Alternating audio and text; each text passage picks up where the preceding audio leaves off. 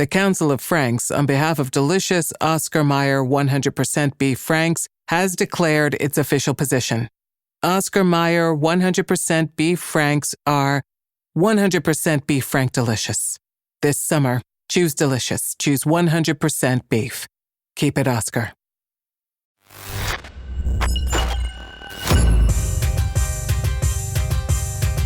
Hey, what it is the ManFUzed Podcast, recording for real this time. Ben and I just got through about 20 minutes of an amazing episode. It was riveting. It was compelling and rich, and I look down and I go, Ben, we're not recording. I'm Kay Lee, your host, my co-host, Ben H. Ben H. So today on the ManFUzed Podcast, we're going to talk about the defining period everyone goes through when embarking on a new endeavor. Whether that be seeking out a mentor to help you in a certain business area, or maybe it's going to real estate school to get your real estate license. And we weigh in on the question, why do so few succeed?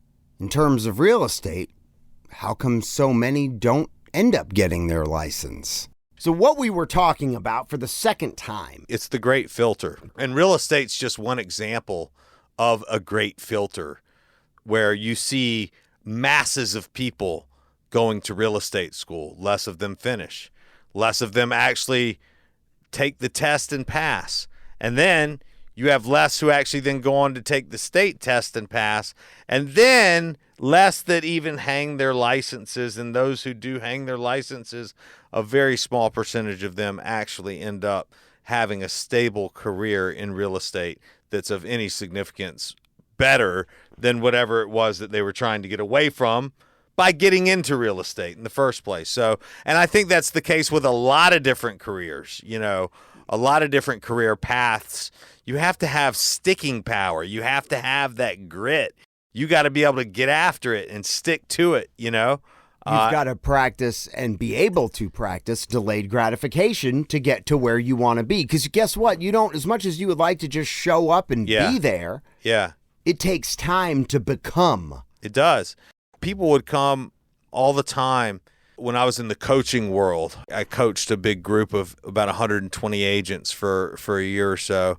And people would come and we had a part-time session once a week, the agents that were part-timers. And these people would come in and I'd be like, look, what hours a day do you work, right? And so they would work 10 to 5, 8 to 5, whatever it was, and then not on the weekends. And so I'm like, all right, you got two choices. Number one, save up enough money where you can quit your job so you can put 100% of your effort 7 days a week into building a real estate business. Number two, you can work nights and weekends. Or number three, there's no point in you even having a license other than to just do your own deals.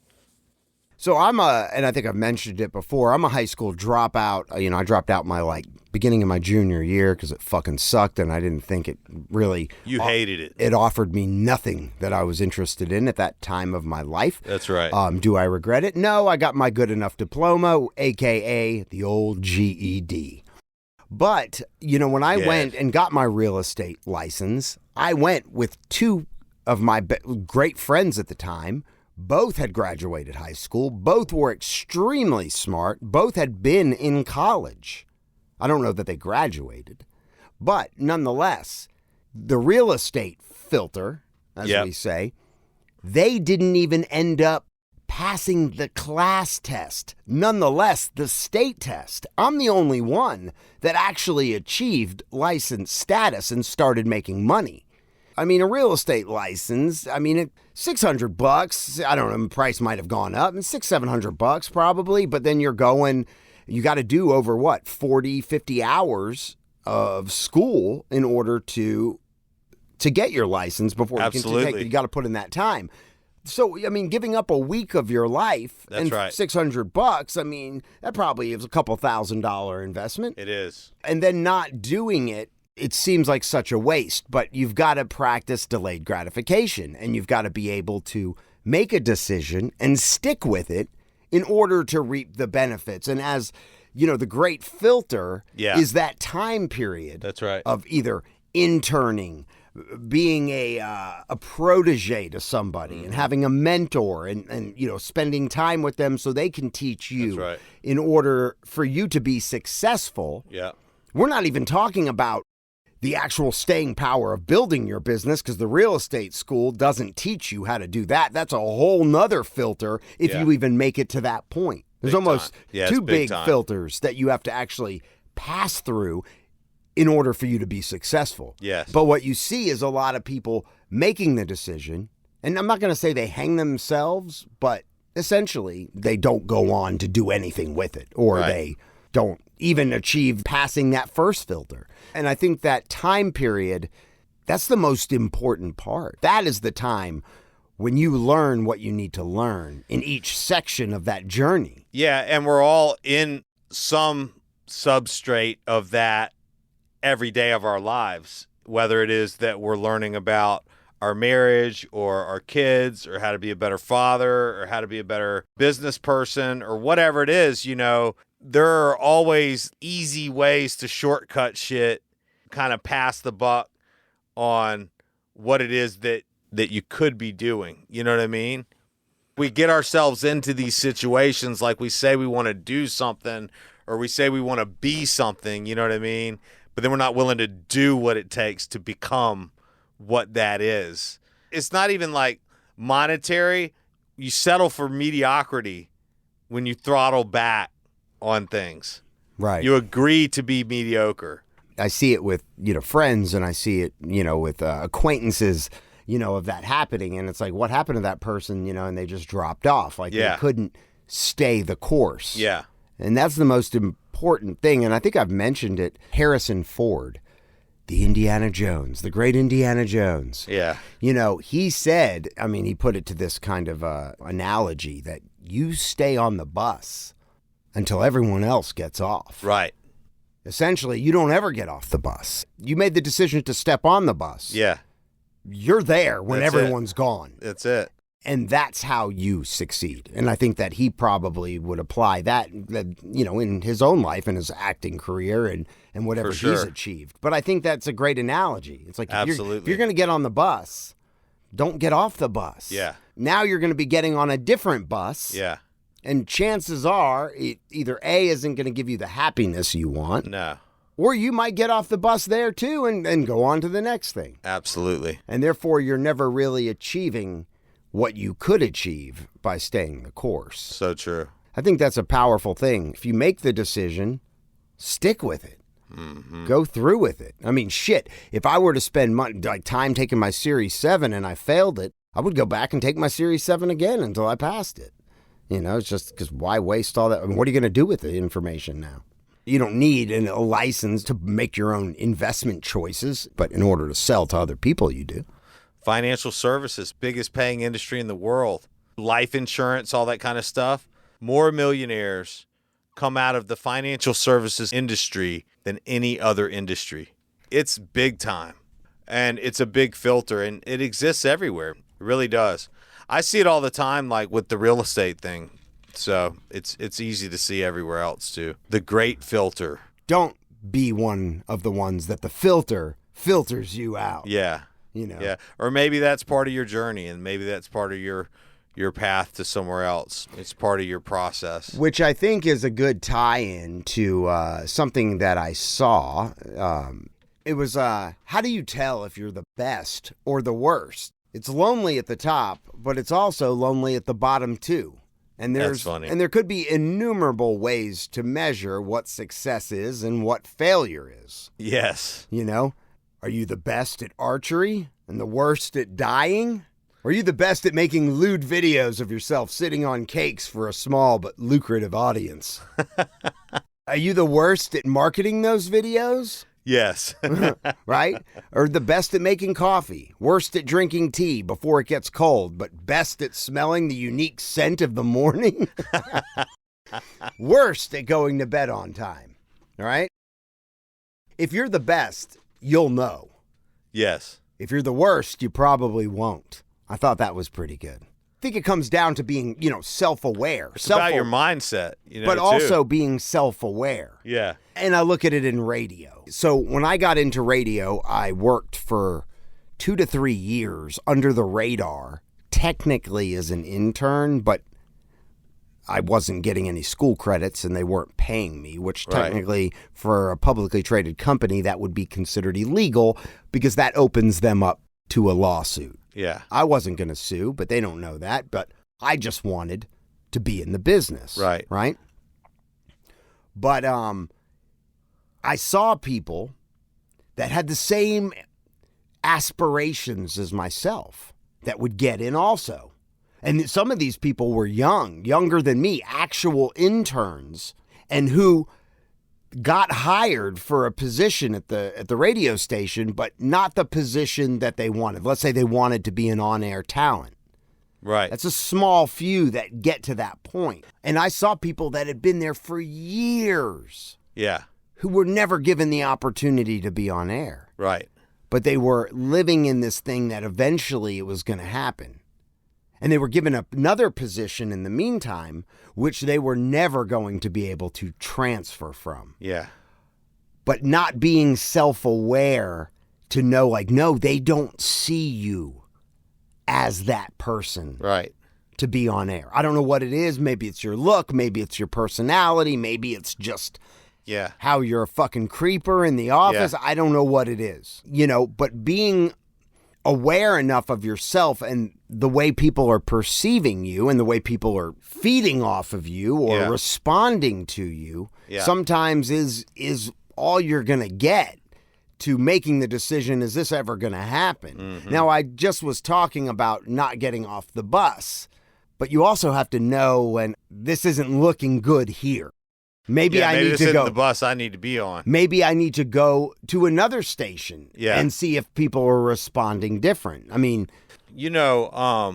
Jake Kaufman, who we had on with Carrie, talks a lot about people basically thinking it is their business which is preventing them from having business success, or maybe the field that they're in, or something like that, where it's actually something to do with you.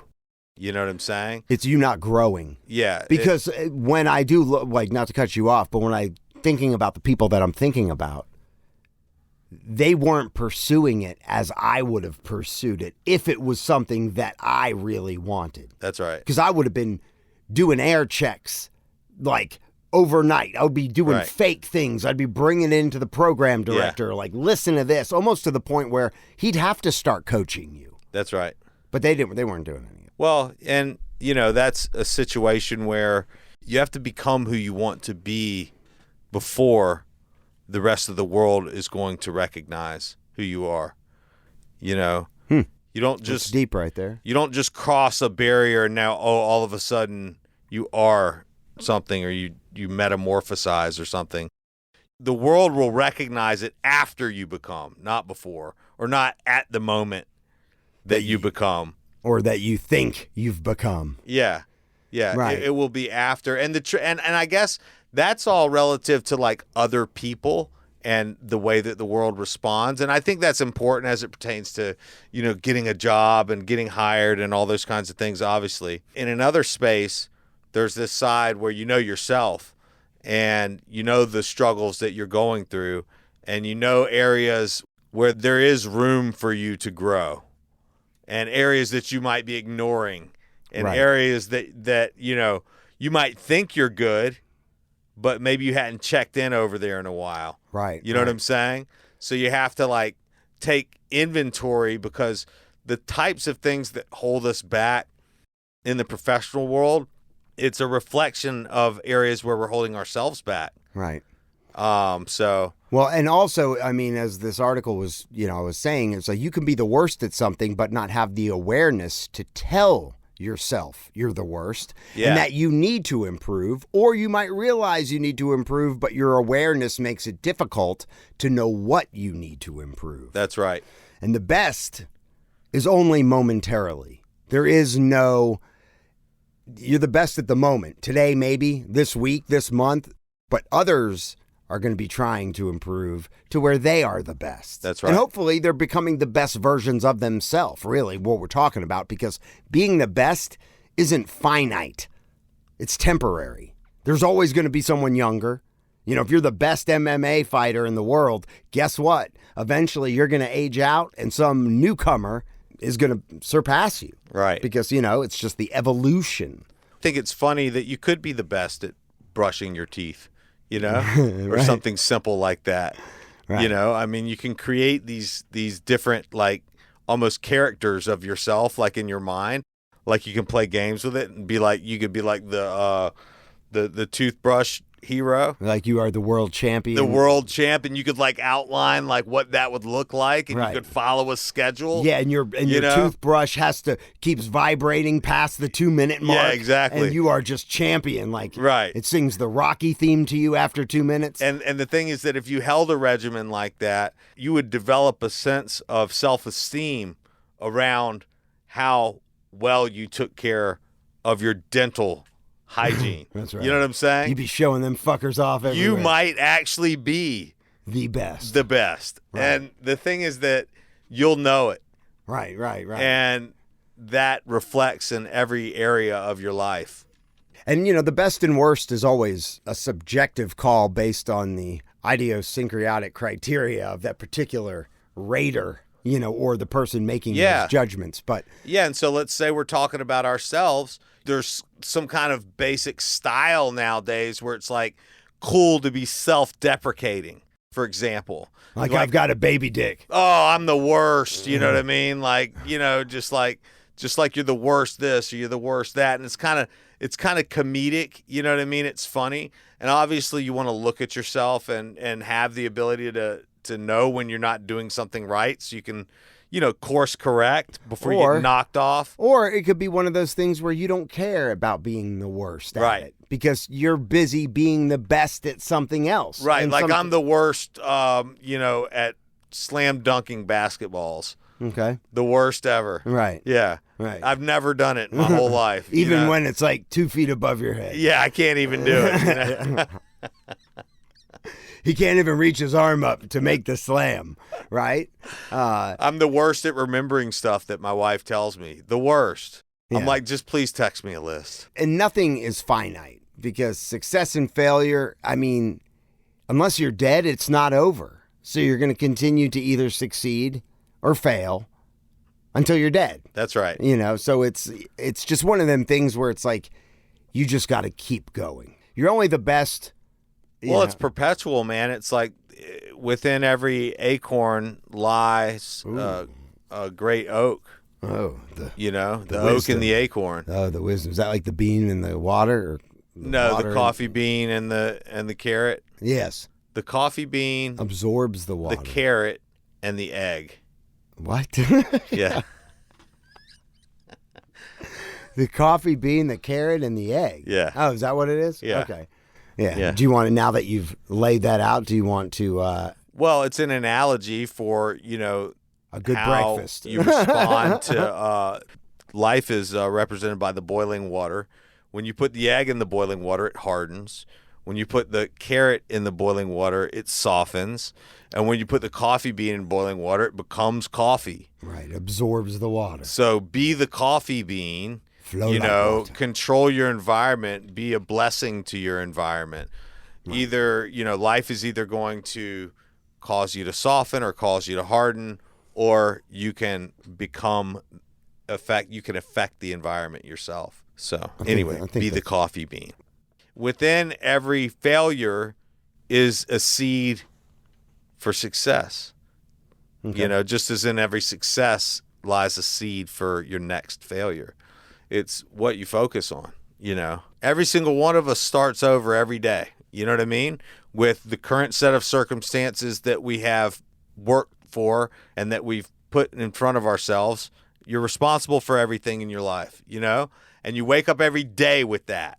And then Right. you have to get through that day, and then you go to sleep and you wake up again, and we start over every single day and we build. We're builders, you know? Right.